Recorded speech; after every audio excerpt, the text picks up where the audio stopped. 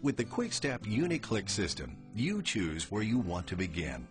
Try out a few boards to determine which direction works easiest for you.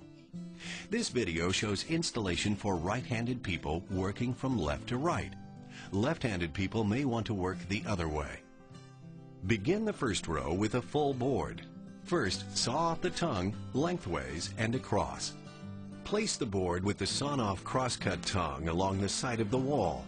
Start on the left, then place the long sawn-off side in the direction of the other wall. Leave about 1.5 feet of space. Place spacer blocks from the Quick Step tool installation kit between the crosscut edge of the board and the wall. That way you'll obtain a sufficiently wide expansion joint of 5/16 to 3/8 inch. We'll return to the importance of this at a later stage. You can click the boards into one another in two ways. Both tongue and groove and tongue are possible. Tongue and groove is the easiest way. Place the board to be assembled at an angle of 20 to 30 degrees against the board that has already been installed. Move the board gently up and down while exerting forward pressure at the same time. The boards will click together when properly lined up. You'll hear a click, which means that the boards are now perfectly butted up to one another. Now, turn the second board with the tongue along the long side into the long groove of the first board. To prevent the boards from clicking out from one another, place a weight on the boards that are already finished. Now, take the third board and first anchor the crosscut tongue edge into board 2. Now, rotate the third board into the long groove of board 1. To do that, tilt the previous board up a little, and then you'll be able to click the boards snugly together. Place your hands close to the edge that you've just joined. From board 4, saw off the tongue on the long side, just like with all the boards used for the first row. To install the fourth board perfectly, you'll need to sit in another place. Use your knees to support board 3 and rotate the crosscut tongue edge of board 4 into board 1. Then rotate the long tongue edge of board 4 into board 3. Next, install board 5 in the same way. First, click the crosscut tongue edge into board 3, and then anchor the long side into the groove of board 4. Mix the boards up sufficiently to create a beautifully natural floor. To make it easy to work, you'll have to move at regular intervals. Now, complete the remainder of the row. Place the crosscut tongue of the next board into the groove of the previous one. Then rotate the long sides into one another.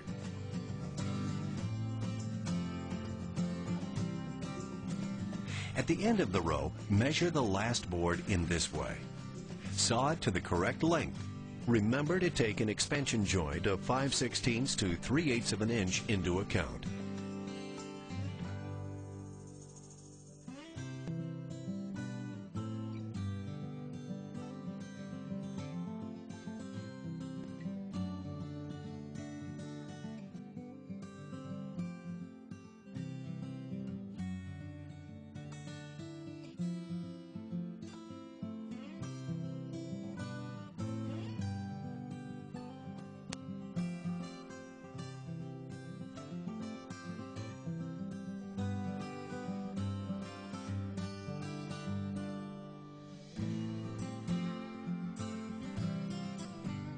Install the short end in the same way.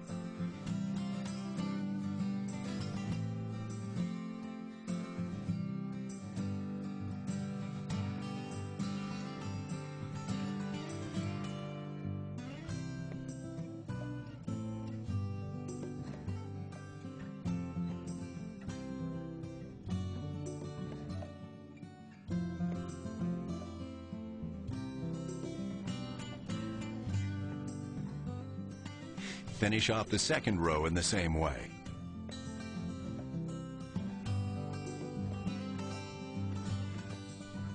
Next, lay the third row in the normal way and begin with a cutoff piece.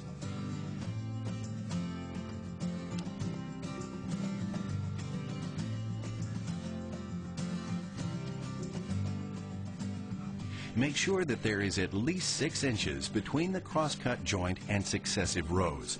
Otherwise, it's better to take a new board. Do not throw the other board away. It will certainly fit in another row.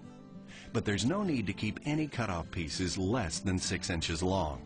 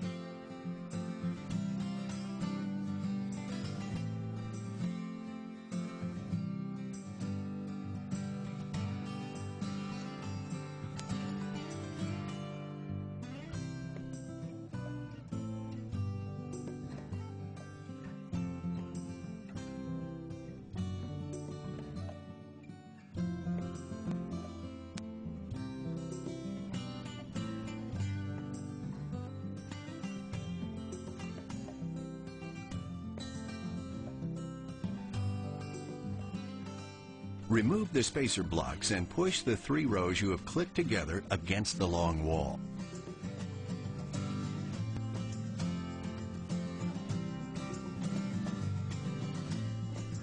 To create another expansion joint of 5/16 to 3/8 inch, place spacer blocks between the wall and the board to the left and above. The main component of the quick-step laminate floorboards is wood. As the level of humidity in the room may fluctuate, the wood may expand or contract up to 1/4 of an inch for every foot of length. The greater the area of laminate floor, the bigger the expansion gap should be. Please note, the maximum length and width of a single stretch of floor is 40 feet. As far as possible, try to separate the rooms from one another. To do that, use a T-molding, which we'll talk about later. If you come up against a heating pipe or some other obstacle, don't worry. Here's how to solve this particular problem.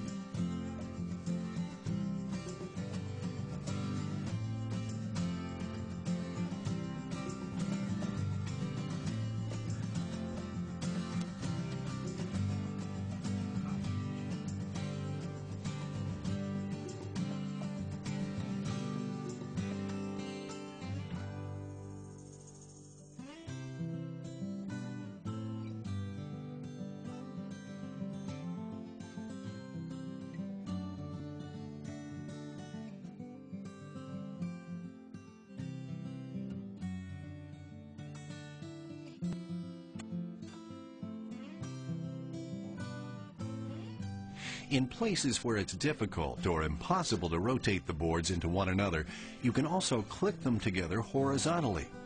This is the type of situation you encounter up against door frames or radiators. All you need is a hammer and a Uni-Click tapping block. Do not use anything else and work patiently.